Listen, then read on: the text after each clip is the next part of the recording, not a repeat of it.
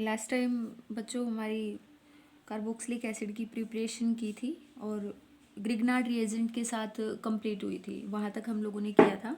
तो अब जो नेक्स्ट मेथड है वो हम करेंगे असाइल क्लोराइड से या अनहाइड्राइड से हमारी कार्बोक्सिलिक एसिड को प्रिपेयर करना।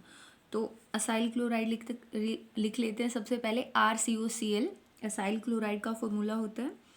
तो सबसे पहले हम असाइल क्लोराइड को बना लेते हैं CH3C डबल बॉन्ड OCl। यहाँ पे CH3 भी ले सकते हैं, C6H5 भी ले सकते हैं, या फिर इथाइल लेना चाहे तो वो भी ले सकते हैं, कोई फ़र्क नहीं पड़ता क्योंकि ये हमारा एल्काइल ग्रुप है, इसको कुछ भी ले लो।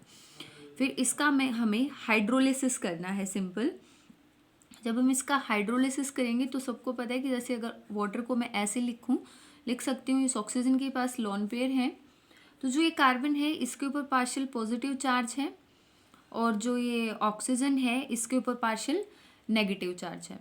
तो ये जो ऑक्सीजन है ये क्या करेगा, इस कार्बन को अप्रोच करेगा यहाँ से ऐसे, और क्लोरीन हमारी रिमूव होगी यहाँ से इसके अप्रोच करते ही। वो क्लोरीन ऐसे रिमूव होती है बेटा कि ऑक्सीजन अपने इलेक्ट्रॉन खींचती है एक बार, फिर वापस से अपने इलेक्ट्रॉन को जैसे एक बार खींचेगी वापस से फिर से इनको डोनेट करेगी, और डोनेट करने के बाद फिर क्लोरीन यहाँ से रिमूव होता है। मैं सीधा ही बता देती हूँ कि क्लोरीन रिमूव हो गया, बट प्रोसीजर ये होता है कि पहले ऑक्सीजन अपने इलेक्ट्रॉन को खींचती है, अपने ऊपर नेगेटिव चार्ज लेके आती है, फिर वो नेगेटिव चार्ज दोबारा से इधर आता है, मतलब बैक बॉन्डिंग होती है, ये रिपीटेशन में चलता है, फिर क्लोरीन रिमूव होता है वहाँ से।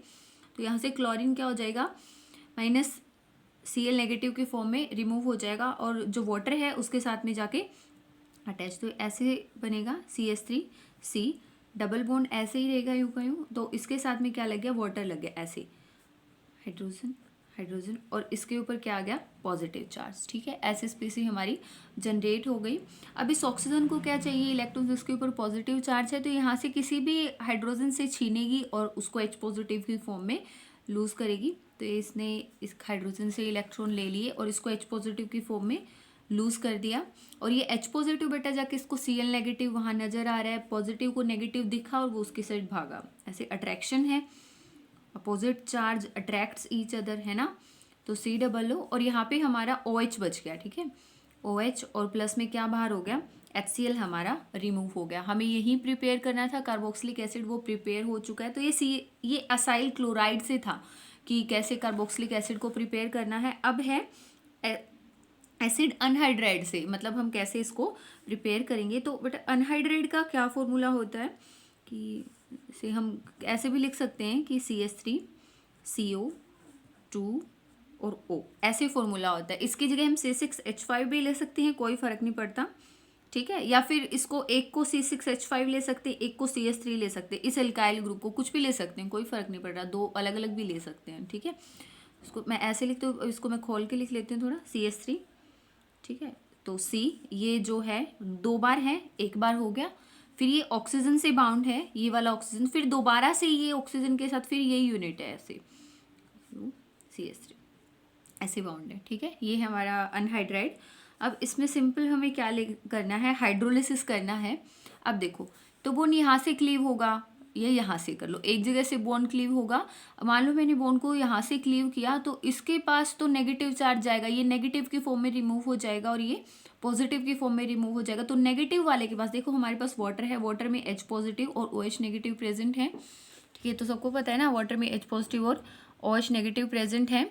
तो जो ये H पॉजिटिव है ये मान लो नेगेटिव की साइड गया, ये वाली स्पीसी, तो ये H पॉजिटिव उसको अप्रोच करेगा। ठीक है, तो यहाँ से स्पीसी जनरेट हुई CH3C डबल बॉन्ड OH ऐसे।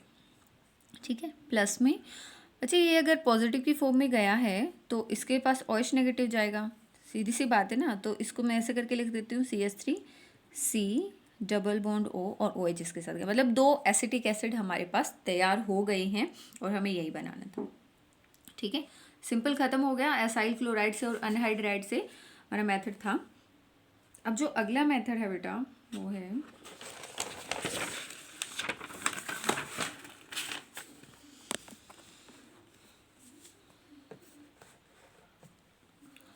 अगला है फ्रॉम एस्टर। एस्टर से हमें क्या करना है, कार्बोक्सिलिक एसिड को प्रिपेयर करना है। तो सिंपल एस्टर ले लेते हैं, या तो एल्काइल ग्रुप के साथ ले लो या फिर चेन के साथ ले लो, कोई फ़र्क नहीं पड़ता है।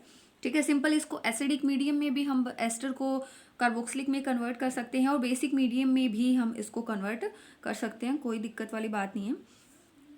तो पहले हम ले लेते हैं, जैसे कि मैं रिंग वाला ले लेती हूँ। ठीक है, ऐसे COO-C2H5 ऐसे, और इसका मेरे को करना है हाइड्रोलिसिस। और मीडियम क्या ले रही हूँ मैं, एसिडिक। ऐसे ये H3O पॉजिटिव लिखा हो बेटा तो भी कोई वही बात है, सेम थिंग है, H पॉजिटिव H2O। ठीक है, और इसको मेरे को करना है थोड़ा सा हीट। ठीक है, अब देखो इस बॉन्ड को अगर मैं क्लीव करती हूँ, ये हम वाले बॉन्ड को मैं क्लीव करूँगी। ठीक है, तो या फिर मैं अगर इस बॉन्ड को क्लीव करती हूँ, अगर मैंने इस बॉन्ड को क्लीव किया, जैसे ये ऐसे है कि ये ऑक्सीजन इसके ऊपर है COO की फॉर्म में, ये ऑक्सीजन सिंगल बॉन्डेड है O(C2H5). ठीक है, तो यानी हम इसको ऐसे लिख सकते हैं कि मैं लिखना चाहूँ तो इसको ऐसे करके C(O)C2H5 ऐसे वाली स्पीसी है। तो यानी बॉन्ड इन दोनों के बीच, इसमें कुछ गड़बड़ होने वाला है। ठीक है, तो अगर बच्चे अगर मैं इस बॉन्ड को तोड़ती हूँ तो इस पे नेगेटिव आएगा, इस पे पॉजिटिव आएगा। ठीक है, और अगर मैं इस बॉन्ड को तोड़ती हूँ तो इस पे पॉजिटिव आएगा, इस पे नेगेटिव आएगा, दोनों मतलब सिस्टम में सेम थिंग बनने वाली है। मान लो मैंने इस बॉन्ड को तोड़ा, ठीक है, मैं इस बॉन्ड को तोड़ती हूँ तो सिंपल वाटर आके इसके साथ में अटैच होगा, वो H पॉजिटिव को रिलीज करेगा, ऐसे जैसे Cl में हुआ था वैसा सेम सिस्टम होने वाला है यहाँ पे। तो जैसे देखो वाटर आएगा, ये वाटर है हमारा, ऐसे इसके ऊपर लोन पेयर्स हैं और ये पार्शियल पॉजिटिव है बेटा इसके ऊपर। तो ये क्या करेगा, ऑक्सीजन इसको डोनेट करेगी। ऐसे ऑक्सीजन जब इसको डोनेट करेगी तो ये यहाँ जाएगा, ठीक है, इस पर नेगेटिव चार्ज आएगा और फिर वो वापस से देगा और ये वाली स्पीसीज रिमूव होगी। ऐसे जैसे क्लोरीन को किया था वैसे ही सेम थिंग ऐसे। ठीक है, तो यहाँ से बना हमारा जैसे ये ऑक्सीजन, अच्छा इधर लिखते हैं COO फिर। ठीक है, और फिर इसके साथ में क्या है, वाटर, ये ऐसे वाटर, और वो O- C2H5 O- रिमूव हो चुका है वो। ठीक है, अब जैसे ऑक्सीजन के पास पॉजिटिव चार्ज है, ये क्या करेगी, अपने इलेक्ट्रॉन लेगी और COO मतलब इलेक्ट्रॉन यहाँ से लेगी, इसके पास कमी है तो यहीं से गेन करेगी ना, H पॉजिटिव को लूज कर देगी। तो यहाँ से फिर स्पीसीज जनरेट होगी, बेंजीन ऐसे ही C_O और OH ऐसे, और H पॉजिटिव को जो लूज किया वो उसके साथ जाके अटैच हो जाएगा, प्लस में C2H5OH ऐसे, ये वाली स्पीसीज जनरेट होगी। बेटा एस्टर से था, एस्टर से किसकी प्रिपरेशन कर रहे हैं हम, कार्बोक्सिलिक एसिड की प्रिपरेशन कर रहे हैं। ठीक है, उसके बाद है जैसे कुछ एक दो मेथड हैं, जैसे कि सोडियम एल्कोक्साइड से प्रिपेयर करना। तो सोडियम एल्कोक्साइड से तो बिल्कुल आसान है, उसके कार्बन मोनोऑक्साइड के साथ रिएक्शन करवा के वो सोडियम कार्बोक्सिलेट बनेगा, उसकी डायरेक्ट हम डाइल्यूट HCl डालेंगे तो NaCl बाहर और वो कार्बोक्सिलिक एसिड हमारा बचेगा। ये बिल्कुल छोटे छोटे मेथड है, इनको आप खुद भी मैनेज कर लोगे। तो एक दो रिएक्शन है मैंने वैसे बोल के भी बता दी है, ठीक है, उनको कर लेना। उसके बाद में नेक्स्ट टॉपिक है बेटा physical properties of carboxylic acid. Physical properties, ठीक है, ऑफ कार्बोक्सिलिक एसिड। तो जो पहली है स्मेल के बारे में, तो जो पहले तीन हमारे सब बोल के बता देती हूँ फिजिकल प्रॉपर्टीज, बाकी बुक में से पढ़ लेना। तो जो पहले तीन कार्बोक्सिलिक एसिड होते हैं, एलिफेटिक कार्बोक्सिलिक एसिड, तो उनकी वो लिक्विड फॉर्म में पाए जाते हैं। ठीक है, और पंजेंट स्मेल होती है उनकी, बट जैसे जैसे कार्बन बढ़ते जाते हैं वैसे वैसे वो ऑयली होते जाते हैं, ऑयल की साइड जाते जाते हैं और उनकी स्मेल अनप्लीजेंट सी, गंदी सी होती चली जाती है। ठीक है, ये तो था इसके स्मेल के बारे में। बात आती है सॉल्युबिलिटी की। तो सॉल्युबिलिटी ये है कि जो ये जैसे कार्बोक्सिलिक एसिड होता है RCOOH ऐसे कार्बोक्सिलिक एसिड होता है। ठीक है, तो सॉल्युबिलिटी का मतलब है कि वाटर के अंदर सॉल्युबल। बच्चे इसके अंदर ऑक्सीजन भी है, हाइड्रोजन भी है, वाटर के साथ काफ़ी अच्छी हाइड्रोजन बॉन्डिंग कर सकता है। तो मतलब जो लोअर हमारी कार्बोक्सिलिक एसिड होते हैं वो ड्यू टू हाइड्रोजन बॉन्डिंग, मतलब वाटर के साथ में हाइड्रोजन बॉन्डिंग कर लेंगे तो वो पानी के अंदर मिसिबल होते हैं।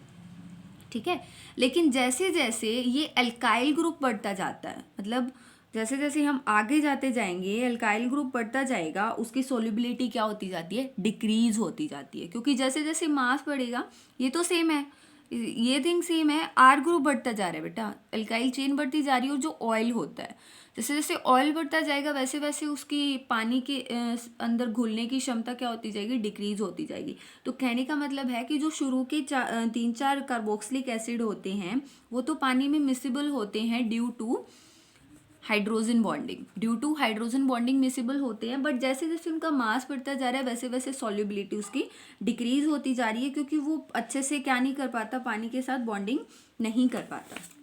ठीक है, फिर बारी आती है बॉइलिंग पॉइंट की। तो बॉइलिंग पॉइंट में ये भी पता है कि मैं जैसे जैसे हमारा मास बढ़ता जाता है वैसे वैसे बॉइलिंग पॉइंट क्या होता जाता है, इंक्रीज होता जाता है। बट बात ये है कि कार्बोक्सिलिक एसिड का बॉइलिंग पॉइंट अल्कोहल से और फिनॉल से ज़्यादा होता है कि कम होता है। ठीक है, तो मुझे जो कार्बोक्सिलिक एसिड होता है, ऐसे होता है कार्बोक्सिलिक एसिड यूँ, ये अपने ही मॉलिक्यूल के साथ कंबाइन हो जाता है, यानी ये डाइमर फॉर्म में पाया जाता है। कौन सी फॉर्म में पाया जाएगा, डाइमर फॉर्म में, ऐसे। ठीक है, अब इधर हम OH को लगाएंगे तो ये इधर ऐसे ऐसे, ये डाइमर फॉर्म में पाया जाता है। तो डाइमर फॉर्म में होने की वजह से इसके बॉन्ड्स को तोड़ना ईजी नहीं होता है इतना, जैसे अल्कोहल में कोई डाइमर फॉर्म नहीं होती, कोई डाइमर में नहीं मिलता ये, लेकिन कार्बोक्सिलिक एसिड की खास बात होती है कि डाइमर फॉर्म में मिलता है हमें, मतलब जुड़ जाता है एक दूसरे के साथ, साइकिल सी बना लेता है। कहने का मतलब ये है कि इसको तोड़ना थोड़ा मुश्किल होगा, इसी वजह से उसका बॉइलिंग पॉइंट जो अल्कोहल्स होते हैं, जो फिनॉल्स मतलब फिनॉल्स कीटोन वगैरह जो भी हैं उनसे हाई होता है। ठीक है, due to this dimer form. और जैसे जैसे मास बढ़ता जाएगा बच्चे वैसे वैसे सीधी सी बात है बॉइलिंग पॉइंट इंक्रीज होता जाएगा, कार्बोक्सिलिक एसिड के अंदर बता रही हूँ। फिर आती है मेल्टिंग पॉइंट की बात। तो मेल्टिंग पॉइंट का पहले भी हम कर चुके हैं कि मेल्टिंग पॉइंट सिर्फ इस बात पे डिपेंड नहीं करता कि उसके अंदर हाइड्रोजन बॉन्डिंग है या नहीं है, इस चीज़ पे वो उसकी पैकिंग के ऊपर भी डिपेंड करता है। ठीक है, पैकिंग कैसे होती है, जैसे एक चीज़ की पैकिंग हम ऐसे करते हैं, बिल्कुल प्रॉपर लाइन में करें, जैसे कि कार्बन कार्बन कार्बन कार्बन ऐसे, और एक चीज़ की पैकिंग कैसे भी किए जा रहे हैं, मतलब ये नीचे ऊपर ऐसे करके किए जा रहे हैं। तो कहने का मतलब ये है कि जो बिल्कुल प्रॉपर वे में पैकिंग हो रही है, मतलब जिसमें even number of carbon atom है, जैसे यहाँ पे 4 कार्बन एटम है, तो इट मीन्स इसकी प्रॉपर पैकिंग काफ़ी अच्छे से हो रही होगी, इसकी क्रिस्टल पैकिंग, मतलब कार्बोक्सिलिक एसिड के जो क्रिस्टल्स हैं वो काफ़ी अच्छे से पैक हुए होंगे, तो उनका मेल्टिंग पॉइंट हाई होता है बजाय ये ओड नंबर वाले कार्बन एटम कार्बोक्सिलिक एसिड से, क्योंकि इनकी पैकिंग बेटा अच्छे से नहीं होती, क्रिस्टल लैटिस में अच्छे से पैकिंग की नहीं होती। उसको तोड़ना, जैसे एक तो दीवार ऐसी है कि उसको प्रॉपर ईंटों से बना रखा है, अच्छे तरह से पैकिंग वैकिंग करके बिल्कुल डिज़ाइन कर रखा है, सीमेंट वीमेंट लगा रखी है, तो एक तो उसको तोड़ना, ठीक है ना, एक दूसरा की ऐसे ही खड़ी कर रखी है, बस कहीं भी ईंटें लगा रखी हैं, कोई वे ही नहीं है उनका प्रॉपर, तो एक उसको तोड़ना वो आसान है बल्कि, और जो अच्छे से पैकिंग करेगी उसको मुश्किल है, तो बेटा मेल्टिंग पॉइंट क्या हो गया, हाई हो गया। तो ये थी इसकी क्या बोलते हैं फिजिकल प्रॉपर्टीज़। अगले लेक्चर में हम डिस्कस करेंगे इसकी केमिकल प्रॉपर्टीज़, और शायद अगला लेक्चर स्कूल में लगे, हो सकता है क्या पता 14 से स्कूल्स लग जाएं, तो अगला लेक्चर होगा स्कूल में। और बाई चांस अगर 14 से स्कूल लग जाते हैं तो जो अब तक एल्डिहाइड कीटोन और कार्बोक्सिलिक एसिड हुआ है उसका आते ही मैं टेस्ट लूँगी, सीधी बात है। सबसे पहले मैं टेस्ट लूँगी, ये वीडियो देख रहे हो जो उसको कन्फर्म समझ लो कि मैं आते ही सबसे पहले टेस्ट लूँगी, उसके बाद आगे काम होगा। ठीक है ना, तो उसको प्रॉपरली कर लेना, और नहीं स्कूल लगते तो फिर चल ही रहा है भाई। ठीक है, ओके, थैंक यू।